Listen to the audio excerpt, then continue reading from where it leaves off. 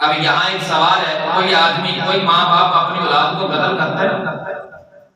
آج بھی، جب کیا گزرا زمانہ ہے، اسلام سے بہت دور ہے، کیا آج کوئی ماں باپ اپنی اولاد کو قتل کرتا ہے؟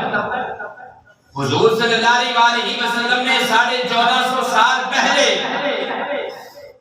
یثرب سے آئے ہوئے لوگوں سے بیعت لیتے ہوئے کہ یہ کیوں فرمایا کہ اپنی اولاد کو قتل نہیں کرو گے، اس پر مجھ پر بیعت کرو اس بات پر، یعنی مجھے عہد دو، میرے ہاتھ پہ ہاتھ رکھو اور یہ میرے ساتھ وعدہ کرو کہ اپنی اولاد کو قتل نہیں کرو گے۔ آخر وجہ کیا تھا؟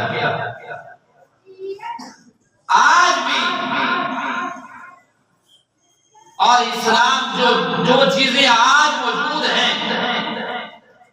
اور لوگ بے دھڑک کر رہے ہیں، حضور صلی اللہ علیہ وسلم نے 1450 سال پہلے ان چیزوں کا قلع کما کر دیا تھا۔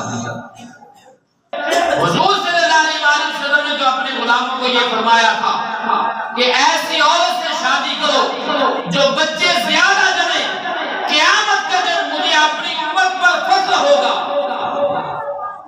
آج ہم کیا کر رہے ہیں؟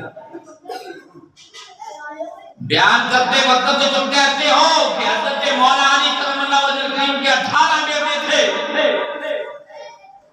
سیدنا صدیق اکبر کی اتنے بیٹے تھے، اتنی اولاد تھی، سیدنا عمر فاروق کی اتنی اولاد تھی، سیدنا عثمان غنی کی اتنی اولاد تھی۔